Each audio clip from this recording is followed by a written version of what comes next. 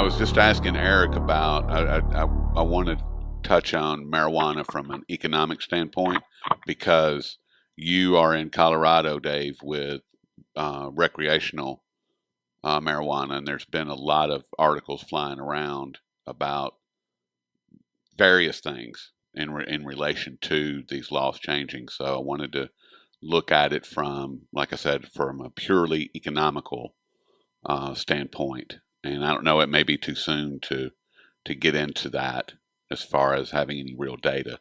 You guys want to get started, or should we? I think Colorado. I think the number I saw for last year, or it must be year to date. I think even with medical, I think last year with just medical before it went full recreational, and recreational has a 25% tax surcharge in it. But I think Colorado had something like 200 million in tax revenues last year from it. Wow. Yeah, I mean it's massive. My parents are in their 80s and they voted for the amendment that legalized weed. Well, that's good. Is that 200 some odd million strictly out of the medical marijuana? I think that was out of medical. Yeah, I'm not sure. I don't remember if it was a year-to-date number for medical and recreational. I think it's the way the government operates. I'm sure it was a lagged number from 2013. So I think it was from medical. So it'll be even higher from recreational. But I don't know why people are afraid of weed. I mean, I'm more worried about drunk drivers than I am stoned drivers. You got that right. Eric, do you guys have medical in Oregon? Yeah, it's been here for many, many years. Have you looked at, Eric, have you looked at any of the numbers from the tax revenues, tax generations in Oregon? And you were saying something about it coming on, there's some vote coming up. Yeah, for this November election, Oregon voters are going to decide whether or not to make recreational marijuana legal. It'll permit up to 8 ounces of possession, and it will be regulated and taxed. And I don't know how lucrative as a revenue center the medical marijuana industry here has been. I'm not fresh with those numbers, but it's I don't know. I mean, it's not going to be a huge boon to the Oregon economy directly, but indirectly because of sales to other states that are still illegal. There's a lot of money that flows into Oregon and Washington and Colorado and so forth. And frankly, that monies are larger than the official trade, in part because it's just more marijuana is flowing out of the state than what's being smoked in, I suspect. Yeah, I would imagine that Colorado and Washington both have a lot of marijuana tourists. Colorado definitely does. It's been a big boom for the Denver economy. I mean, it's helped real estate, especially commercial, because it's these marijuana shops open up in areas where there was cheap vacant commercial real estate. Makes sense. It's taken some of the commercial supply. I mean, every city has a huge oversupply of commercial, but it's taken some of the commercial supply off the market. It's increased the velocity of money in the Denver economy, and there's plenty of people who have moved here to get into the business. And there's a guy that lives in my building that moved out here from New Jersey specifically to get into the business. Okay, but there's so much that's going on in our world. It's hard to. There's just so much. But anyway, when I interviewed Alistair McLeod a couple of weeks ago, he started discussing the Shanghai Cooperation Organization, and one of the things that really stuck out with me during that interview was the fact that the SCO, the Shanghai Cooperation Organization, is going to encompass approximately 50% of the global population. And that is, is that positive? Is it negative? I don't know. But you had made a comment when you posted, and thank you very much, Dave, for posting my work over, and you, Eric, for posting at the News Doctors and at Investment Research Dynamics. I really appreciate that, guys. But Dave, you had made a comment about the Shanghai Cooperation Organization, and if you would just share with the audience what you know about this organization. Well, interestingly, it gets no media coverage in this country. I first heard about it.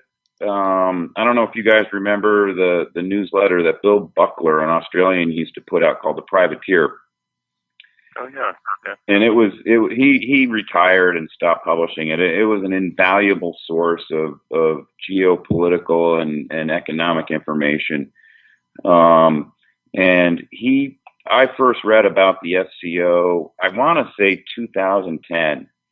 And he made the comment that no one in the West was paying attention to it, but that it was going to grow into a significant and influential economic, geopolitical organization. So whenever I read anything of it, whenever I see reference to it, I like to try and follow up and see what's been going on. So the SCO is comprised of China, Russia, Kyrgyzstan, Tajikistan, and Uzbekistan, which in and of itself doesn't sound that impressive other than China and Russia. However, they also had what they called observing members, and that was India, Iran, Mongolia, Pakistan, and Afghanistan. And as of next month, I believe it is, India, Iran, Mongolia, and Pakistan are going to be inducted into the membership of the SCO. And then they have another cohort of quote unquote members that are called dialogue members. That's Belarus, Turkey, and Sri Lanka. And I think it's actually going to encompass 2/3 of the world's population when India and Iran and these other 4 countries are part of the circle. And it was originally, I think, sort of founded to foster trade relations in the Asian region, and it seems to be developing into the Eastern Hemisphere's counterpart to NATO, is for lack of a better analogy. And it now they cooperate militarily, with intelligence, etc. So everything that Russia has been able to squeeze from Edward Snowden's head on the NSA, believe me, they've shared it with these countries, or they've shared a lot of it with these countries. So I think it's just part of the emerging status of the Eastern Hemisphere countries kind of developing into the new economic and military powerhouse of the globe. And there was an article that posted over at the BRICS Post last week talking about 5 of the SCO member nations conducting military drills in China, and they were going to be going. I think they're still going on. Yeah, that's going on. I mean, one way to look at this in the big picture is to borrow from none other than Zbigniew Brzezinski, the former national security advisor to Jimmy Carter, and just purportedly one of the mentors to Barack Obama. He's like a Kissinger type of person who's been involved with the oligarchy and serving their interests and translating that through foreign policy. And back in 1998, he wrote a book called The Grand Chessboard, where he outlined strategically the importance of this very area that is now being encompassed by this organization. And, we're talking well north of 3/4 of the world's mineral wealth, including oil, is encompassed in this when you extend the outward perimeters to incorporate the Middle East. And it basically is a region of the world that can be self-contained in terms of trade relations, and that's in part why it's getting a lot more emphasis amongst the participating economies now, given what's going on with the thrashing of the Anglo-American empire that is attempting to preserve the reserve status of the dollar. And this is a financial war going on underneath the surface. It's a hot war in finance, and the large agreements that China is executing with Russia and all other nations that they're in negotiations with on an ongoing basis now has the world in excess of more than 25% of transactions worldwide being settled outside of the dollar zone. It's more than double what it was. It's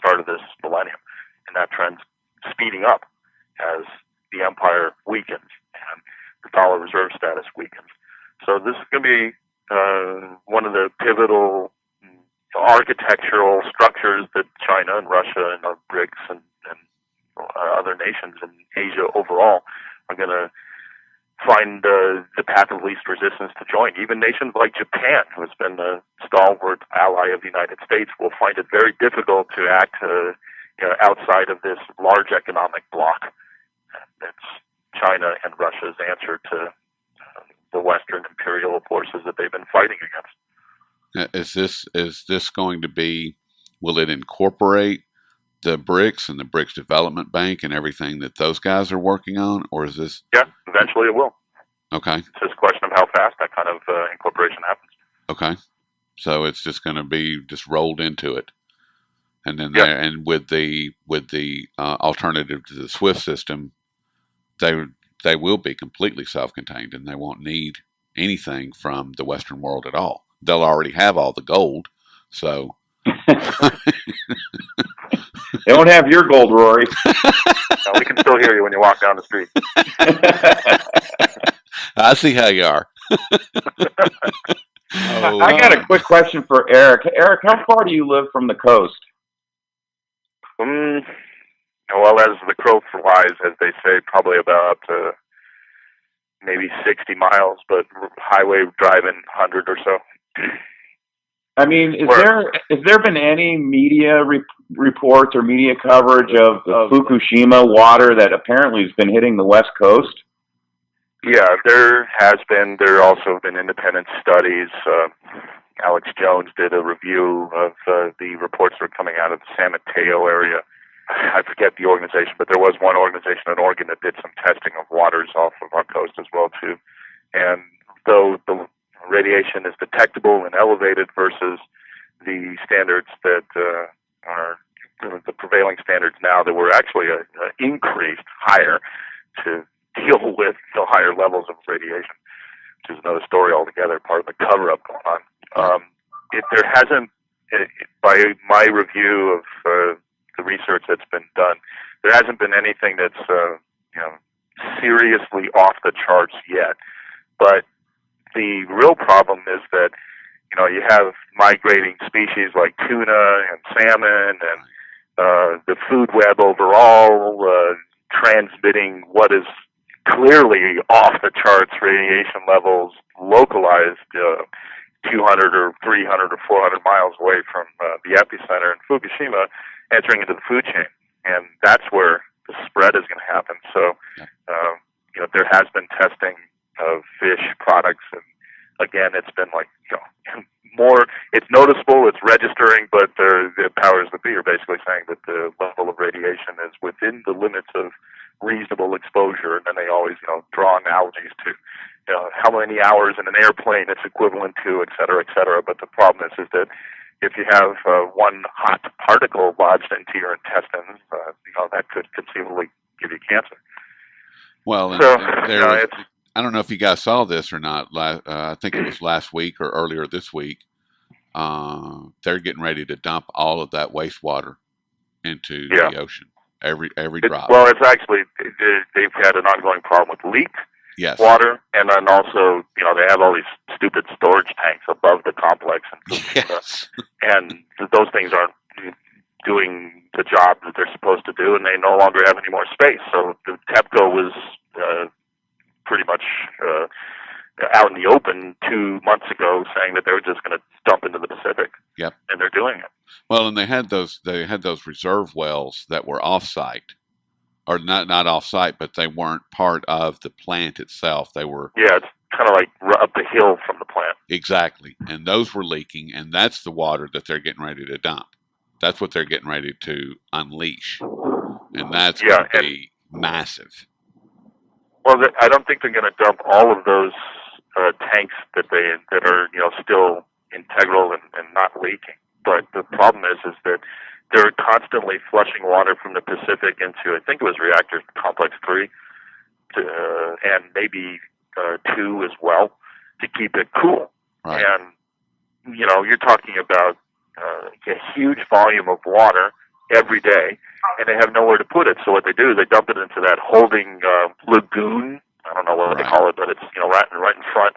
It's almost like this enclosed area where they just, recycle their water. But the thing is leaking, and it's dumping tons of water into the Pacific right now. So, anything that they put in to cool the complex is dumping into the Pacific. And then they were also talking about building this kind of ice wall surrounding the plant where they, freeze the water so that the fresh water coming out of the plant after they flush it to keep the rods cool would hit this ice wall. But, that's about as harebrained as you can imagine. Can you imagine TEPCO trying for 100+ years to maintain this 6-foot thick wall of ice and whatnot, and hot water coming out of a reactor hitting that wall? I mean, it's silly.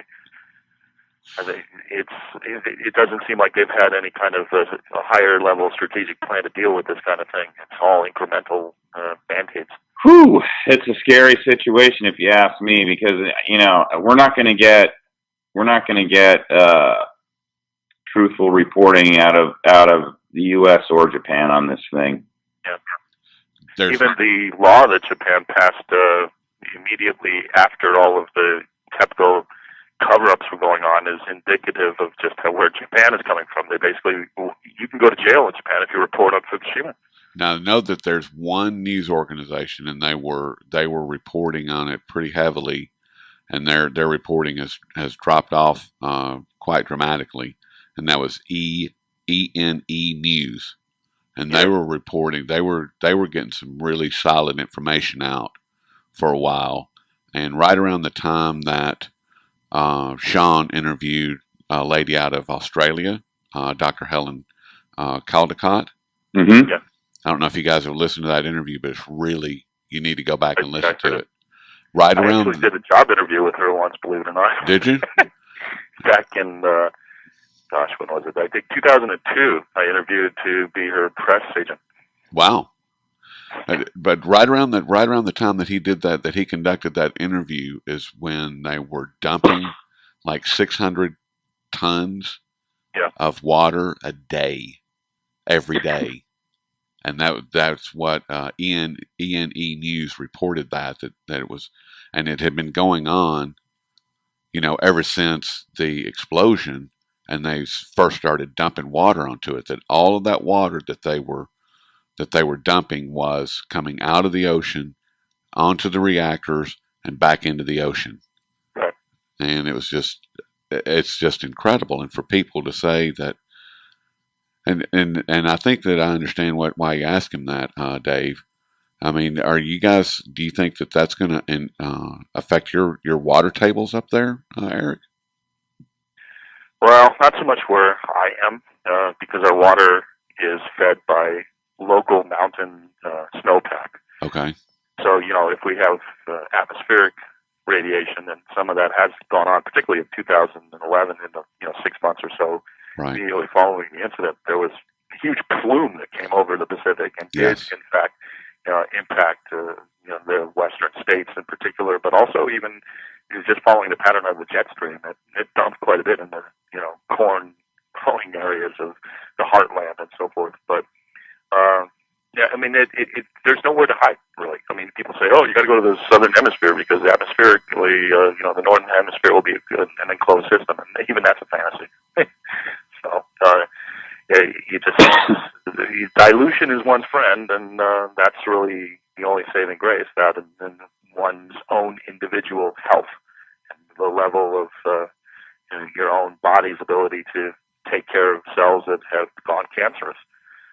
That's the best protection anyone could do, is to just live a healthy lifestyle, make sure that they're as best as they can be healthy to fend off these kind of risks. So probably sitting around smoking weed and eating Sonics is probably not a great idea. Certainly the Sonics. I mean, some people, ascribe medicinal ability of, marijuana oils in particular to fend off cancerous cells. And there is some evidence of that, but that's a show for another day. Maybe we'll cover that in the next show. Yeah. I'll send y'all coupons for some Krispy Kremes. We'll sit around, have Krispy Kremes, and chat about marijuana oil. Fire up the Amazon drone delivery. I can't eat glazed donuts because once I start, I can't stop. That's one of my weaknesses. The problem with that is what? What's the problem with it? I would eat like 12 of them and probably contract diabetes immediately. That and English toffee. I can't. If I don't touch it, I won't eat it. But once I just taste it, that's it. Yeah, well, we know what we're going to send you for Christmas. No. All of a sudden, you'll see the marked change in Dave's writings at his blog. It'll be like, bouncing around all over the place. Sugar high is evident, Oh, my goodness. You guys are killing me. Well, let's, like I said before, I could talk to you guys all day, but I know we're all busy, so we should probably end this. And I really, truly, from the bottom of my heart, I appreciate all your time, guys, and really what you guys are doing is just really spectacular work. And well, thank you. You too, Rory. It just means a lot to me to be able to talk to you guys and pick your brains. So, but you guys go get to it, and I will talk with you guys soon. All right, that sounds good. You guys have a great long weekend. You too. Yeah. Stay out of the ocean up there, Eric. Yeah. All right, guys. All right. Talk to you later. All right. Bye-bye. All right.